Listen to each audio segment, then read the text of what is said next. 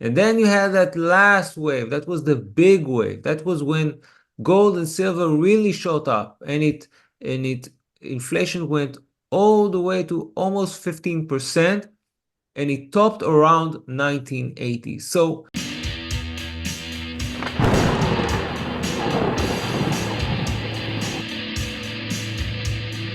Hello and welcome. Today we are going to talk about Russia buying silver, the huge silver short positions by the banks, as well as silver breaking through 3250, what many consider to be a key resistance level. And we're also going to look at the price smackdown we experienced this morning, which has still left us above the $32.50 level. Please note nothing in this video is financial advice. Today I have the honor and privilege to be joined by Oren Elbaz, the Silver Hermit, once again. He is a market analyst and an economist. Oren, welcome back. It's great to speak with you today.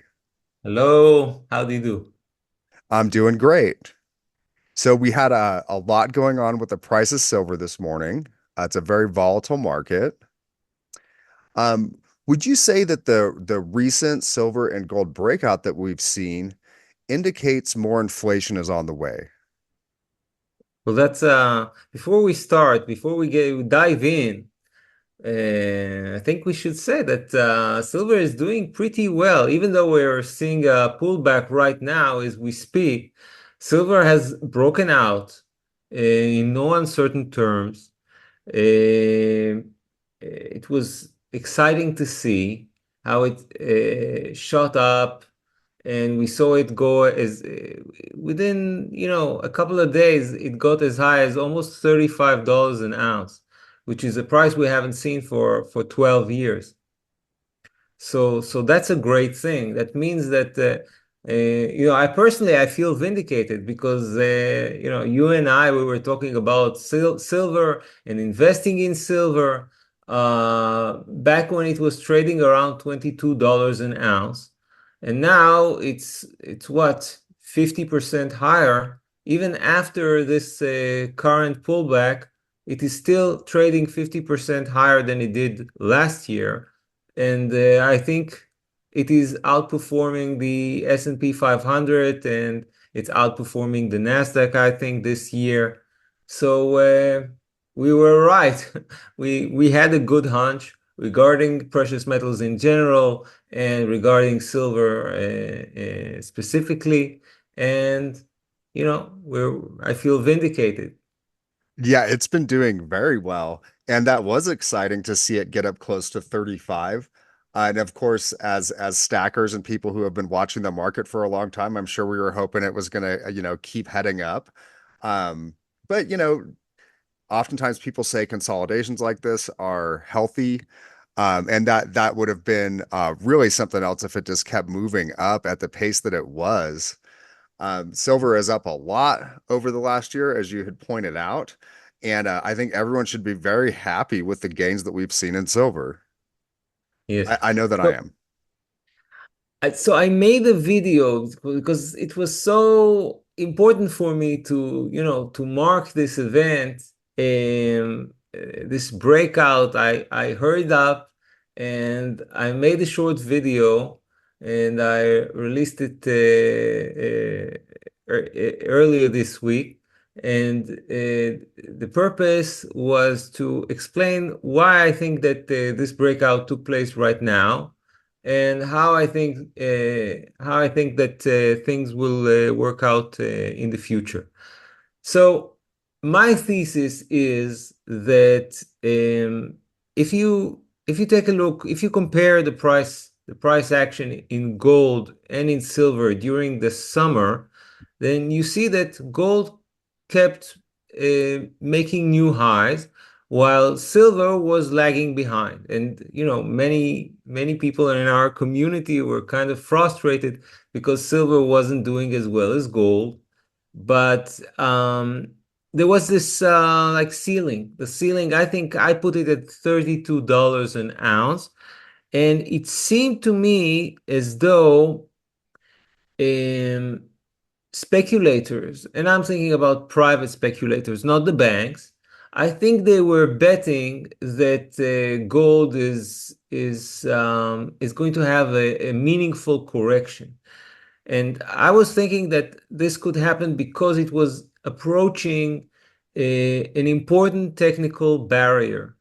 There was, and we mentioned it in previous shows, there was a trend line, which if you connect the top, the 1980 top in gold, together with the 2011 top in gold on a log scale, on a logarithmic scale, then there is resistance for gold around, it was around 2670 per ounce. And I was expecting it to encounter some resistance at that zone. I was expecting kind of a correction, a pullback. Eventually, we didn't see a meaningful correction. It retreated to 2600 and then it charged again at that line. It just managed to cross it. And I think that, certain shorts, this is not the entirety of the short position, which is huge. I'm talking about just certain speculators who were shorting silver. I think they panicked when they saw gold go through that line and reaching 2700. And I think they bailed out. They just cut their losses. And of course, to get out of a short position, then you need to buy the underlying asset. This is what we saw. And this is what propelled silver above $32 an ounce. And it closed at 33.7, which is tremendous if you come to think about Yeah, on Friday, it. that was exciting. Yeah, that was a tremendous move.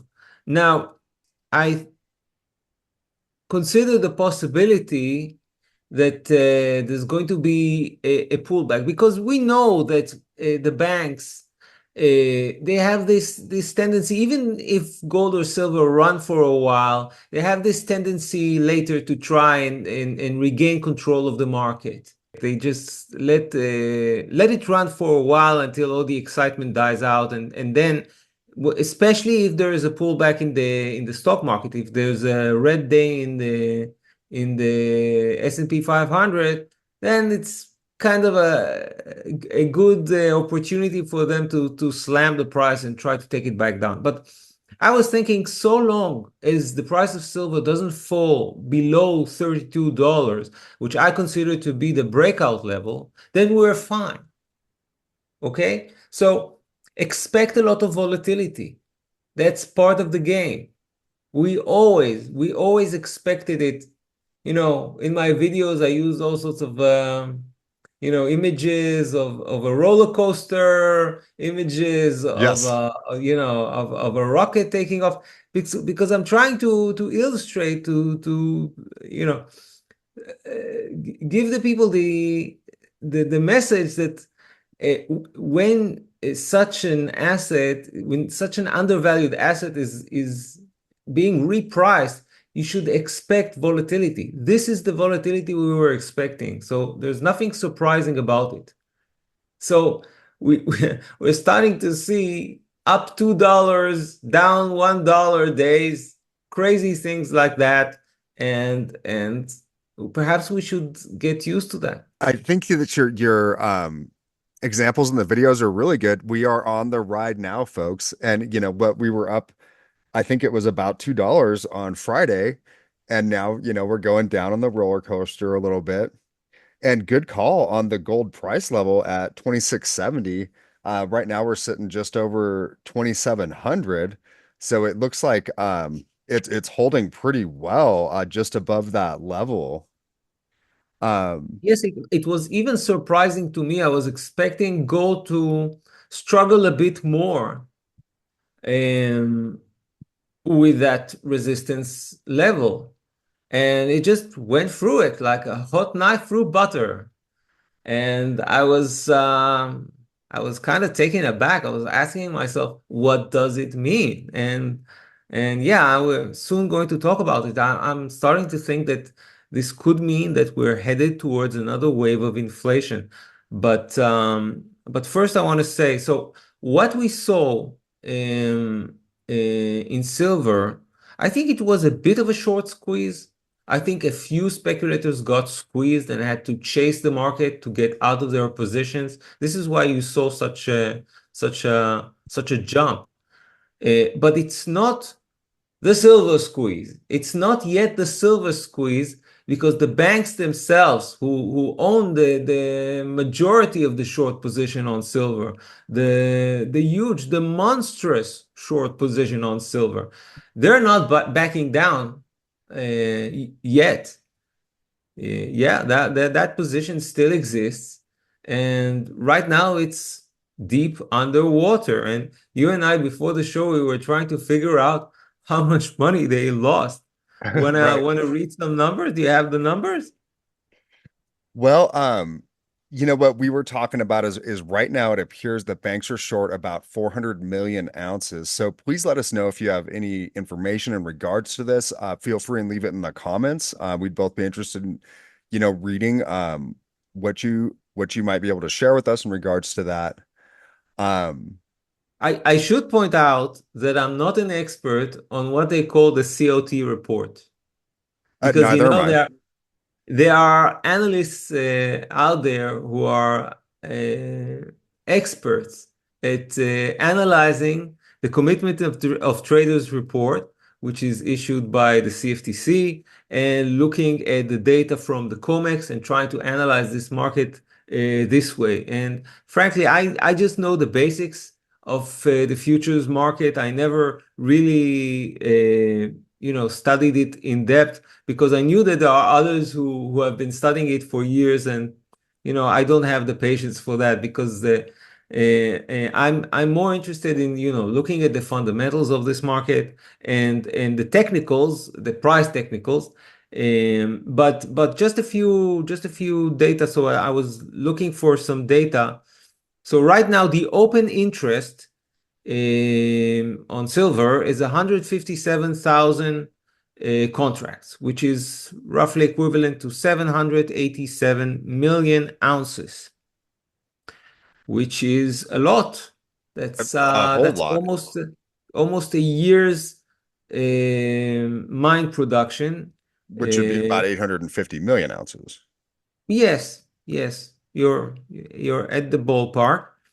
And to the best of my understanding, they double count. I mean, like the long is one contract and the short is one contract. So the short position is half of that open interest. So roughly 400 million ounces of short position, which is about half a year of mine production, which is a lot. And they've been shorting it all the way up.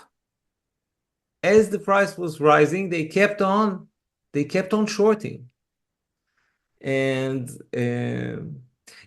Which is the it's a little disheartening for me. I was hoping to see some of them trying to unwind these positions, but they got about the last I had seen 408 paper contracts for each ounce of silver, which is, really allowing them to push this market around with having very little exposure to the actual physical silver, whether they have it in a JP Morgan vault or they're borrowing it or anything like that. They just don't have to have that much of it to pull these tricks. So that was kind of a bummer. And I'm guessing that they're thinking they're just going to get a bailout, if this whole thing really turns upside down on them.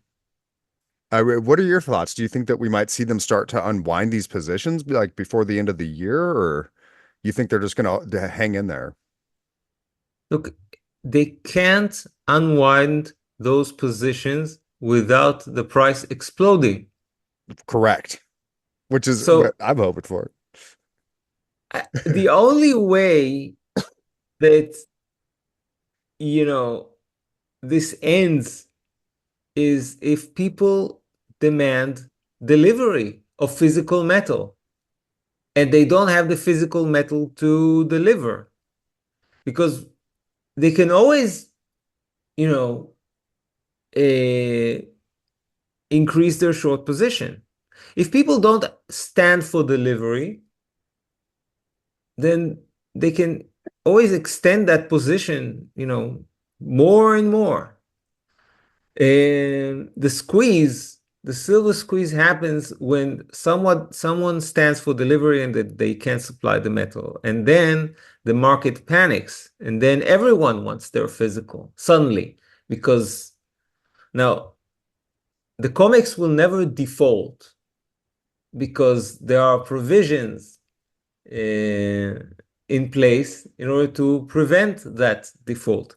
If there isn't metal to deliver, then they can force contract holders to settle in cash. And that means that everybody gets there's silver, their worth in dollars, but nobody gets the physical metal. But it doesn't matter because even if you are hoping to get physical silver and you got settled in cash, they forced you to settle in cash, then you have to go get that silver somewhere else. Correct. So So that, the yeah, market the gets demands has not gone aware. away. Yeah, that's exactly the moment that the market realizes that there's not enough physical. That's the meaning, the essence of the silver squeeze that we're talking about so much. Now, um, can you repeat the question because I Uh, kind of forgot. oh yeah, it's no sweat. And just to add to that a little bit, they had potatoes on the commodities exchange a long time ago, and they ended up pulling them off the commodities exchange, and it was exactly what Oren described. They just had to pay out all the contracts in cash. And so that is something that we could be looking at. Um, you so I what want to explain something. There's something which a lot of times I hear people saying, "Oh, so there are shorts, so there are the banks are shorts. That's meaningless because for every long you need a short. So if there's a large short position, that's only because there's also a large long position, an equivalent long position. Now, this is a saying which is technically correct, but also extremely misleading. This argument is though for every long there has to be a short, and therefore there is such a huge short position on silver. It is extremely misleading. Why? Because if I, for instance, want to go long silver, if I want to buy a long contract okay, and the bank is not willing to sell it to me, in order to sell it to me, they need to create the equivalent short contract, right? If the bank is not willing to short silver anymore, then I have to buy it from someone else, someone who already has a good point. contract, right? Yes, And if that person doesn't want to sell it to me, then I need to offer a higher price in order to give him an incentive to sell it to me. So the fact that the banks keep shorting silver prevents the price from rising. That's exactly the point. If they were not constantly, look, if people come to the COMEX and they want to buy long contracts and there's no contracts to buy, if the right. banks are not shorting, then the price has to rise. By shorting silver, they are creating artificial supply. They're not allowing this market to rise. They're capping the price. Now, I know some people, they just don't get it. Well, that was I think that was a good explanation, and I appreciate you pointing that out. And there's a saying, a very important saying. It goes like this: price is set at the margin. Think about it. If you have 100 buyers and 101 sellers, yes? So Yes, the first 100 buyers buy from the first 100 sellers, and then the last seller doesn't have someone to buy from, so the price needs to fall for a new buyer to turn up. I see. That makes sense. And the other way around, if there's 101 buyers and only 100 sellers, then again, first 100 buyers, they get what they want to buy, and the last buyer has no one to buy from. Then he needs to offer a higher price to incentivize someone to come along and sell it to him. So the price is set at the margins, and what the banks have done for decades, they did not allow that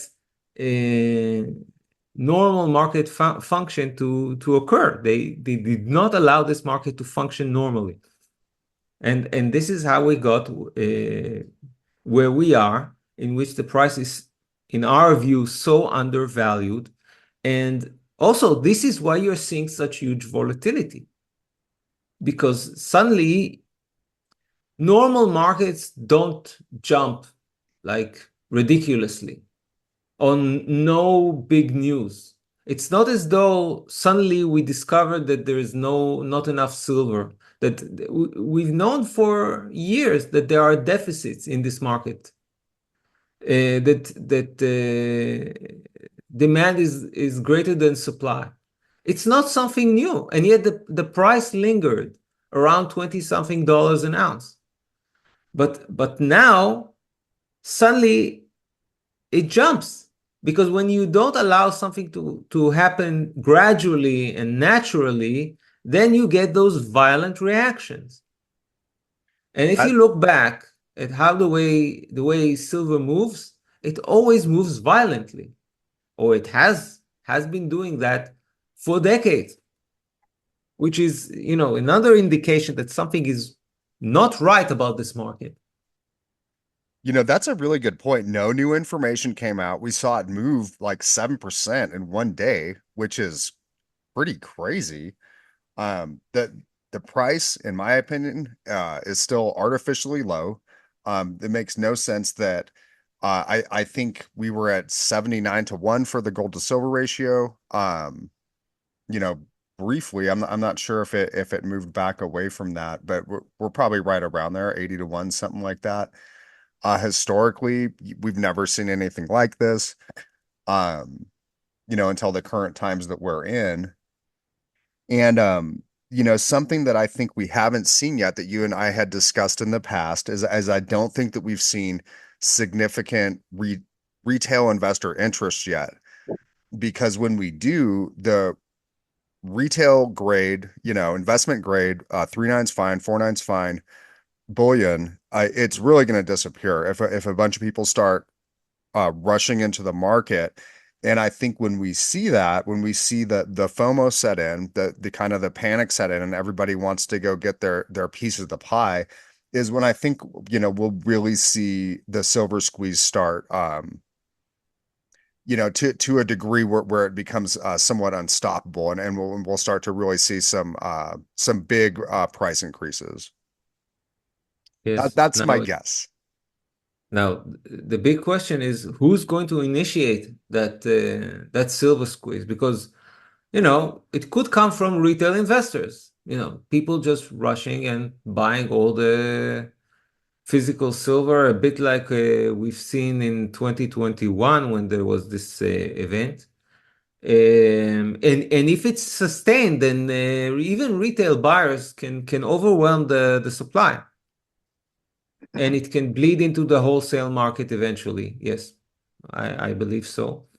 But it could also come from institutional investors. It could come. Look, until today, they ignored silver altogether. There was perhaps a bit of gold buying, among large investors, but never silver. And I think they're perhaps starting to notice it right now. So you just need someone, some big investor, someone, because the market is so tiny. You just need someone big enough to put $1 billion on it, and they can just overwhelm the market just very easily because it's so tiny. That's a good point. And it does. making me wonder if it's possible that Russia might be able to do that in the near future. I had seen Metals and Miners article from 2 weeks ago. Russia's Interfax reported that Russia's draft federal budget for the coming year includes plans for the state fund, the nation's central bank, to continue adding gold, platinum, and palladium reserves, and for the first time also to acquire silver. In decades past, this is all from the article. The US government, as well as central banks in India and Mexico, held silver as part of their reserves. Thus, the concept of Russia's central bank acquiring silver as part of its reserves is not new, but it could be spectacularly profitable for the Russian government, is what this article said. Now, it also ended with, if this happens, don't be surprised if the price of silver jumps at least 50% within the next 24 months. And that, that's a government with deep pockets, so they might really be the catalyst that causes the silver squeeze to start. Yes, perhaps they moved the needle. If I recall correctly, the sum that I heard that they intend to invest in those alternative commodities, it wasn't huge. I think they were talking about something like 500 million per year. Not a huge sum at all, but perhaps it's enough to move the needle in such a tight market. Yeah, that's a good point. Um, I had seen a few months ago a report that came out saying that they were planning on buying 1,100 kilos of gold per day. And so I'm not sure if they're still keeping up at that pace. Um, I'm not sure if at some point they might decide to, start putting more funds into silver or these alternative metals. But it'll be interesting to see what happens, and it's definitely going to put a lot of pressure on a market that's already been in a structural deficit for years. I don't think that if Russia buys silver or if China buys silver, I think they're doing that because they're thinking of it as a strategic industrial metal. I don't think they're buying it for monetary use because states for monetary use they would buy gold. And if Russia is now investing also in silver, I think it's due to industrial reasons. They're thinking that perhaps there's not going to be enough for perhaps military uses, etc. And they want to secure the availability of silver for perhaps military uses. So I think that is their incentive. But of course, it affects the market as a whole, and it could trigger investors, and perhaps it had some effect on what we've seen in the past few days. Now, you've asked me a question, a very good question about inflation. And if you think about what happened in 2020, we've seen after the Federal Reserve started easing and printed a bunch of money, trillions of dollars, uh, gold jumped in the summer of 2020 and it reached $2,000. And that was before inflation really started. I mean, before it translated into consumer goods. So gold kind of predicted the tremendous inflation that we've seen during 2021, 2022, right? Yeah, that is a good indicator. So perhaps the the rise in gold right now is a harbinger of future inflation. It's true that the Fed has started easing a bit, just 0.5%. But perhaps gold is predicting that we're going to have some kind of a crisis, some kind of a recession, which will force the Fed to ease some more. and perhaps resume QE. So perhaps gold is, so to speak, predicting the future, seeing that the Fed will have no choice but to ease tremendously, um, and is reacting to that. Now, boy, oh boy, if we're going to have another wave of inflation, how will it look? Because, just earlier before we started this show, I was having a look at what happened during the 1970s in terms of the CPI. And in the 1970s, we've had three large waves of inflation. The first one, well, it started during the 1960s, but it topped in 1970 at around 6%. And then it started falling back again. It went to, I think, around 3%. And then you had the second wave around 1975. It went all the way to 12.5%. Then again, the rate of inflation fell back to around 5%. And then you had that last wave. That was the big wave. That was when gold and silver really shot up, and inflation went all the way to almost 15%, and it topped around 1980. So we need to look at this case study of the 1970s, and I think we're going to see the same dynamic playing out again, and I'll explain why. Because when um, when the Fed notices that inflation is rising, they are most likely to react by tightening, and then inflation may cool down a bit. But then they tend to make this mistake of easing again. When they see that inflation goes down a bit, then they start easing again. And then it starts rising again. Inflation starts rising again. And you get another wave. In other words, they never really kill inflation. They never tighten enough in order to kill inflation. Because tightening uh, It slows down the induces a economy. recession. Hmm? Yeah, it slows down the economy. Yes. So you have pressure from the administration, and you have pressure from the business community to ease. I think we're seeing that exactly right now. There are pressures to ease, even though inflation hasn't been beaten, I even think though inflation. I think you're right. I think that Wall Street has been pressuring them. I think that they've been panicking about what's going on with the commercial real estate market, and they've been applying a lot of pressure on them. I appreciate that you brought up the inflation in the 1970s. It was really brutal. And, I don't personally want to experience something like that, but it's something that everyone should consider. It could get really bad like it did in the late 1970s. I'm thinking that it could get a lot worse than what we've seen during the 1970s.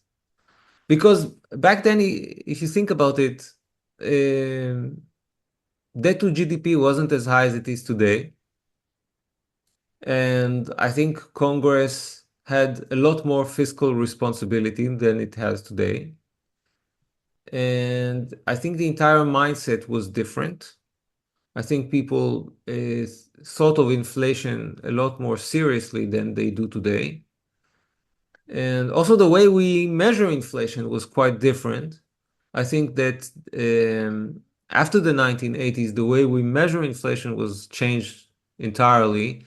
And nowadays, although it's the same CPI, it's still called the CPI, but I think it downplays inflation tremendously.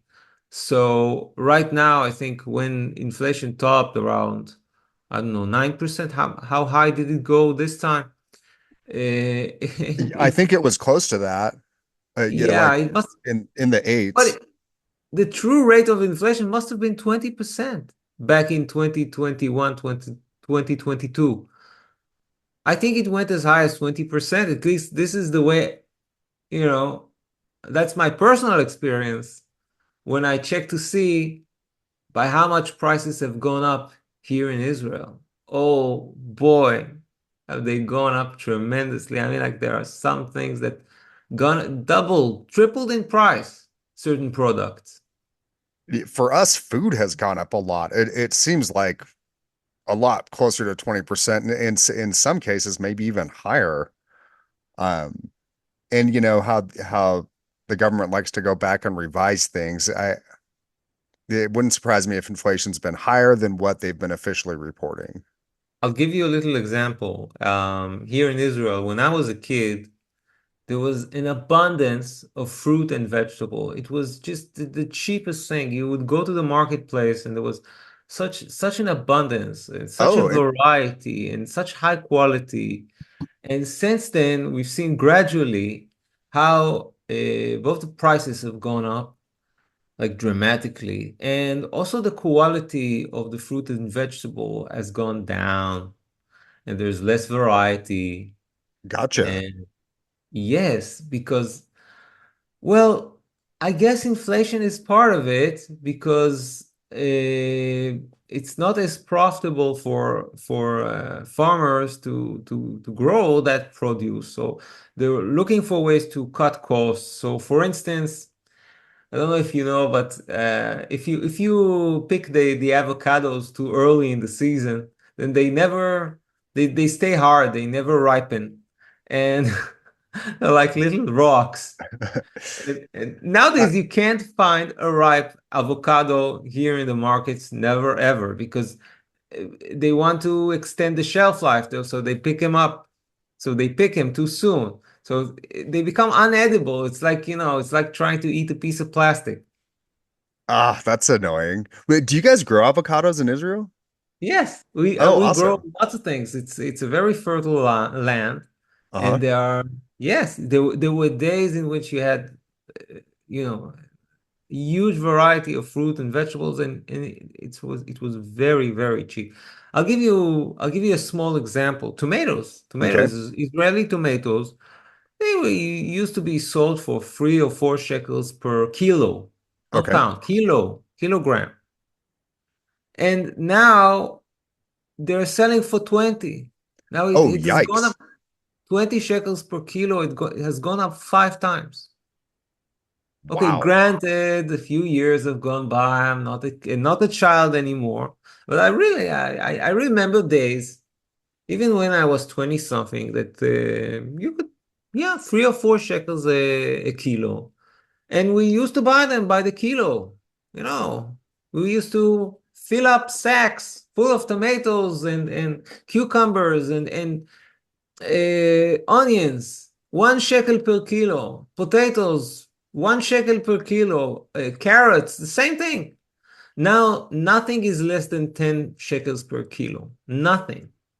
That is a bummer. Now, once you could buy like for instance, if something like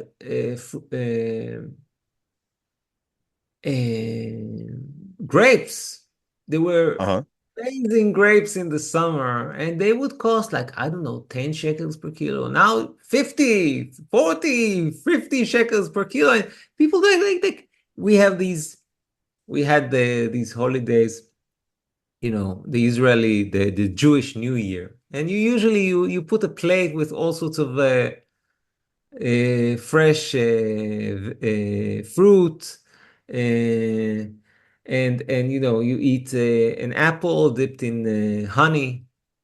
So I bought some apples. So I found some apples they looked fine, and they were not cheap. They're just reasonably priced, but they were not good. They were just I was tricked. They Oh, must have that's been too bad. they you know that they keep apples in refrigeration. I think they were from a year prior. I think they set an entire year in the fridge.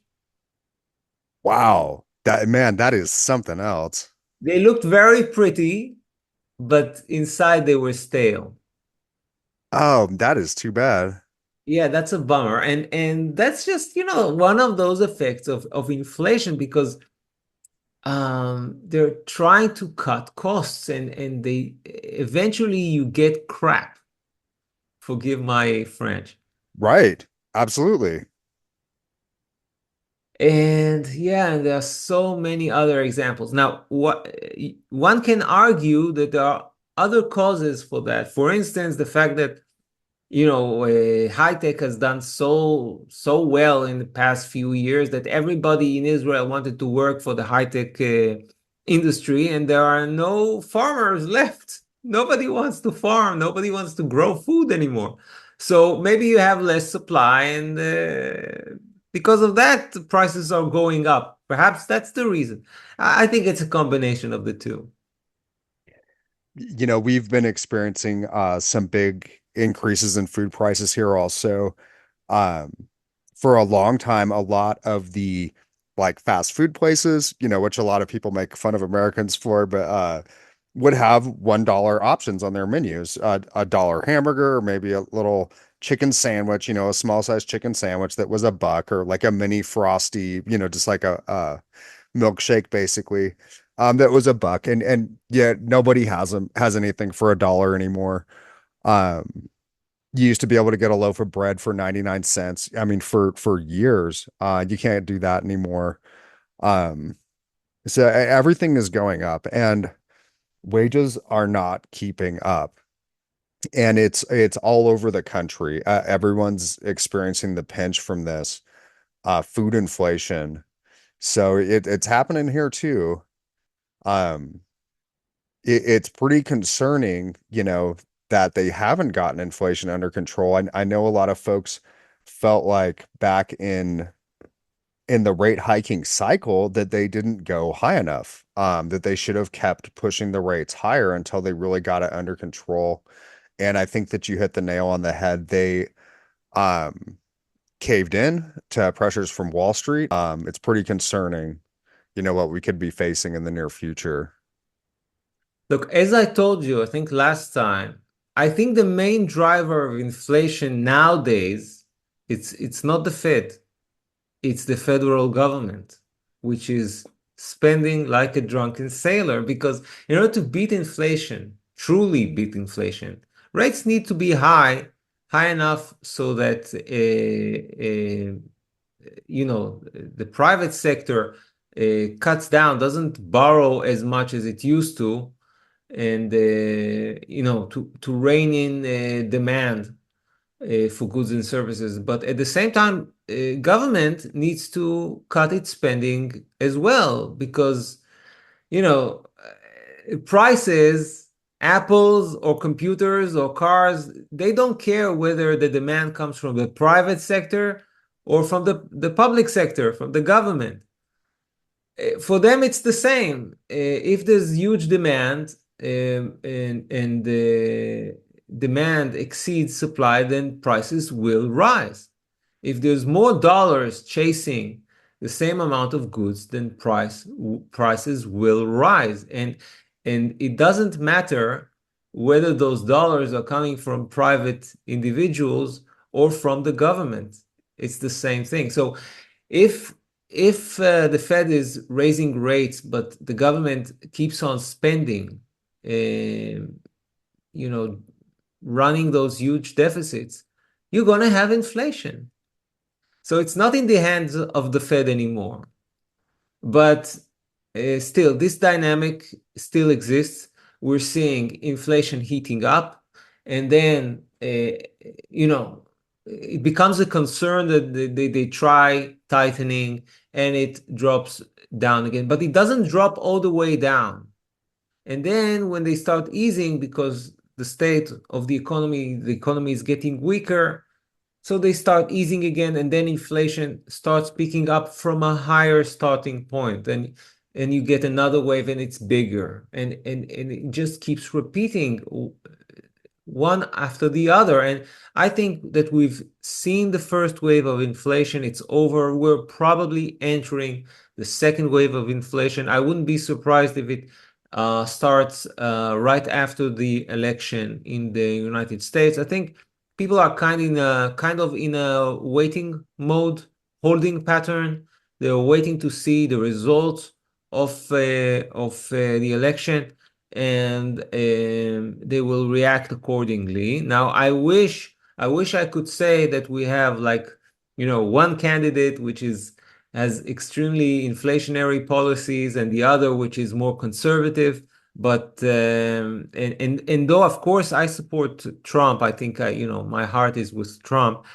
But unfortunately, I don't think he's a fiscal conservative. I think although his policies are not as inflationary as those of the Democratic Party, I think his policies are still going to be inflationary to a certain extent. He still believes in growing the pie and doing it by, borrowing a bunch of money and government spending and, trying to stimulate the economy. He's still thinking in this pattern. He still has this way of thinking. And I think he doesn't realize that it doesn't work in an inflationary environment. I think that those are some really good points. I think that the spending is still totally out of control. I had seen a report earlier this year. They think that they're adding about $1 trillion. It was every 90 or 100 days or something like that to our national debt, which is, just a terrifying pace. I'm also Trump supporter as well. And I do hope to see him win, but that I think you're right that that's not going to be the end of our problems.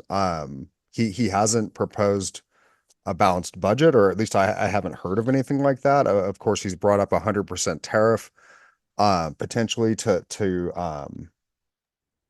try and stop the BRICS nations or other countries from de-dollarizing, and a lot of folks are concerned that that'll drive up consumer costs here, for various goods and services.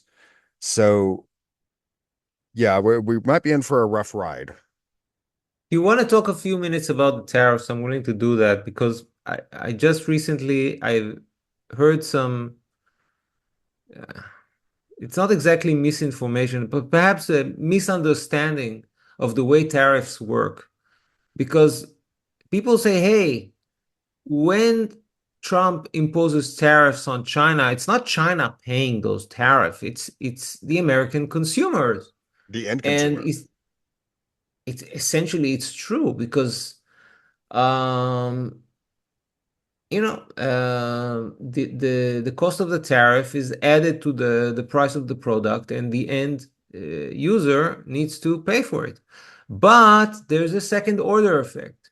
Okay. For instance, if there's a Chinese company which sees that there's a large tariff on products imported from China, and they want to keep their market share, they don't want to lose market share to their, for instance, American competitors who who don't have to pay that tariff because it's locally produced. So they may drop their prices. They may try to cut their prices, cut down their profit margin only in an attempt to preserve their market share. So this way, like the producer eats a part or covers a part of that tariff so that the price increase for the end user is not as large. For instance, let's imagine that Trump imposes a 60% tariff on Chinese goods. Okay. And so if the producer cuts the price by 30%, and then the consumer only needs to pay the other 30%. Right. That makes sense. They split it in between. So this way, imposing tariffs can affect the nation which produces those imported goods, and it can hurt China. So people need to take into account the second order effects. That's a good point. So these might be more effective than people are thinking right now. Now, I the idea behind tariffs is to discourage imports and to encourage the local industries. And that's a noble thought. And I think, I don't need to tell you that American industry has been decimated in recent decades because companies they chose to offshore, to produce in China, to produce in Thailand, to produce everywhere, to produce in Mexico, Oh yeah. all sorts of, yeah. And it made sense to cut the costs. Um, for the corporation, it made sense, but it hurt the people. There were many good, solid manufacturing jobs that were cut. Instead, the American economy started relying on, consumption, services, service jobs. That's a weaker economy in my view. It is. And you know something that I know some Americans are kind of on the fence about because I think a lot of us do see the environmental regulations as being really important. And I'll just briefly tell you, I was stationed at Fort Bliss, which is in El Paso, Texas, which is right along the border with Mexico, a major city in Mexico called Juarez. Now, the environmental regulations in Juarez are much lower, as they are across all of Mexico. And they run the factories down there at nighttime to save on the cooling bills for having people in the factories during the day. And every morning, there would be this huge um, haze of pollution of smog coming in from Juarez, and this is something that's helped them a lot as far as absorbing American jobs. A lot of the components for Ford vehicles are now produced in Mexico, for example. And those jobs used to be in the United States. And that has a lot to do with our environmental regulations. Um, so it's interesting because it's such a give and take. Do we want to have the manufacturing jobs here? Or do we want cleaner air? Because at some point they might have to start taking a hard look at some of these situations. Refining oil here in the United States, or we might need to start tolerating some of these activities that we've been allocating to other countries, um, if we want to bring these jobs back here. Now, um, there's the point is that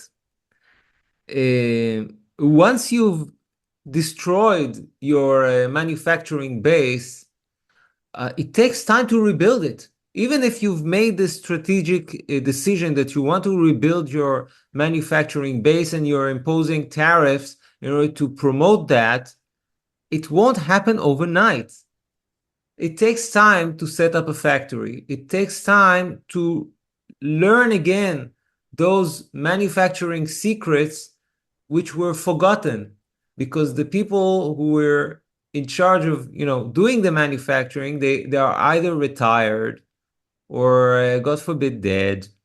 And they never passed it forward to younger people, those trade secrets of how to manufacture, effectively, and it's simply, knowledge which has been forgotten, and it takes time to develop it again. That's a good So point. They just can't just flip I'm a switch. I'm asking myself what happens in the meantime, because suppose that there is a product which is not manufactured in the US at all, and it's only being imported from China, for instance, and you impose a 60% tariff, a blanket 60% tariffs on all Chinese products, like he's suggesting, like Trump is recommending, then for a while, you don't have a local replacement for that product. So you need to pay that 60% increase. That's inflationary, definitely. That makes a lot of sense. I mean, that in the short term, this could be really hard on us. Yes. But it's always this way. When you try to change your economy, it's always hard at first. This is why you get recessions, by the way. When your economy is trying to adjust to a new situation. So at first, there's a lot of reckoning to do. There's a lot of retooling. People need to change the way they do business to adjust to the new situation. This is why you get recessions many times. So I wouldn't be surprised if such a policy, although it has a very noble purpose behind it, but in the short term, it could be painful.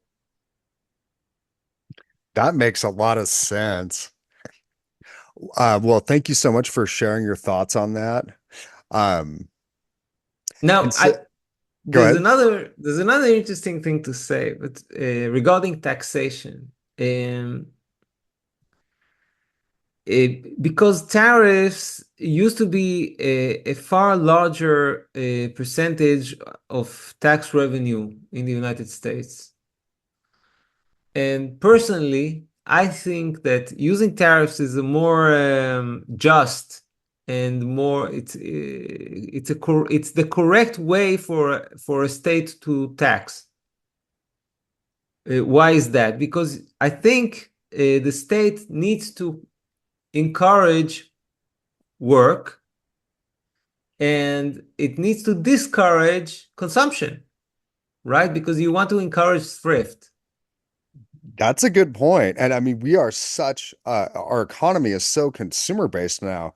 In the long run, it would be healthier for us to have more manufacturing going on here.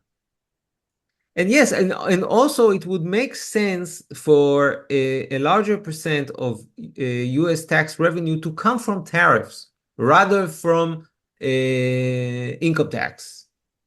Because you don't want to punish those who are working. You want to encourage work. You want to Right. encourage labor. So, but the thing is, so tariffs in principle, they can be great as a means of taxation. The problem is that they don't have usually they don't cut income taxes proportionally, and so you get double taxation. You have both high income taxes and tariffs, and then it's too much burden on the population. And it's true, Trump does want to cut income tax across the board, by the way. But I think that if imposes serious tariffs for the long term, not just as a negotiation tactic, for the long term, then income tax needs to be cut even more dramatically in order not to induce a recession. I see. Well, I know a lot of Americans would like the idea of income taxes being cut aggressively. And I do like the sounds of it eventually balancing our economy out. Unfortunately, it sounds like there might be a little pain along the way. So those are really insightful points. Um, Wait, there's more. Well, okay, okay, go ahead. last one. You know, one of the reasons that I think Trump wants to bring manufacturing back to the United States, and also we should say even the Biden administration made some efforts in the same direction. I think it's because they are realizing that the United States could be headed towards a conflict with China. Now, it's a very awkward situation when you're in conflict with a country from which you import most of your products. Because, Right. once war breaks out and shipments of goods, stop coming, then you're left with nothing. So I think there was a bit of a strategic decision that the United States must, at least for vital products such as medicine, such as microchips. The United States needs to start manufacturing them themselves because otherwise they might get stuck if it ever comes to a war, an all-out war.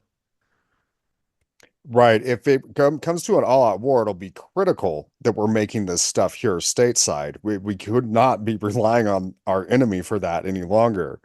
Yeah, so that's a really good point. Well, to kind of wrap it up, I just wanted to say I think that the silver breakout is still very healthy, as we had discussed in the earlier portion of the video, and I appreciate you sharing your insights on that. Um, we're still past the $32 price level by a pretty good clip, so everything's looking great. And let me ask you, do you think that silver stackers will get the last laugh in the end? Oh, definitely. I'm I'm almost sure this will be the case. I've prepared a short uh, it's from the book The Art of War by Sun Tzu. I want to read you a small section out of it. Okay, great. That sounds good. Yeah, that sounds like a nice way to end our show, and once I read it to you, you'll understand how it connects to the topics we've been discussing. Well, Sun Tzu says, by the way, he lived like a, a long time, like he lived more than 2,000 years ago. And, and at the time, silver was money. And he wrote that in the operations of war, where there are in the field 1,000 swift chariots, as many heavy chariots, and 100,000 mail-clad soldiers with provisions enough to carry them 1,000 li, that's about 360 miles, the expenditure at home and at the front, including entertainment of guests, small items such as glue and paint, and sums spent on chariots and armor, will reach the total of 1,000 ounces of silver per day. Such is the cost of raising an army of 100,000 men. And Sun Tzu, the great military leader, goes on to explain that since the cost of war is so high in silver, then war needs to be conducted swiftly. You can't postpone. You can't, for instance, lay siege on a city for a long period of time because you're going to deplete your treasure because it costs too much to keep an army in the field.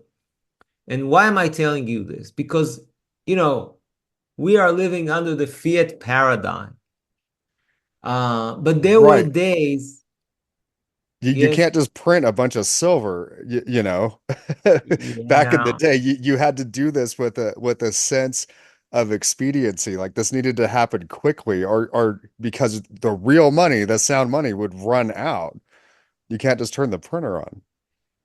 yes, there's a saying that it's no coincidence that the age of infinite war coincided with the age of infinite credit, I like that. That makes a lot of sense.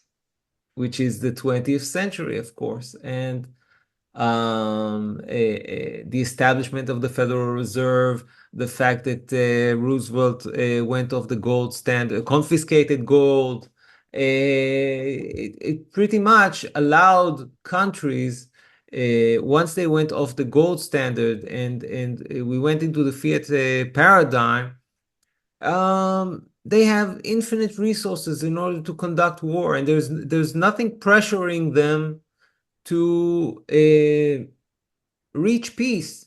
They don't have a true incentive to reach peace. And my thought is that if we can really squeeze silver, we can actually bring peace. Simply for the simple reason that governments won't have the necessary funds in order to conduct endless war. That makes a lot of sense. And that is something that um everyone should keep in mind. Um, Also, if we squeeze silver, that means less silver for them to make weapons with. And so this is all really is intertwined. Well, I really appreciate your thoughts on that. Everyone who watched today, thank you so much for joining us. Please hit the like button and consider subscribing to the channel. Oren, as always, it was great to speak with you today, and I look forward to our next conversation. Thank you for having me. As always, it's a pleasure talking to you. And also, check us out on Twitter. Yeah, I'll leave links to Oren's Twitter as well as his YouTube in the description. Thanks again for watching, and I hope everybody has a great day out there.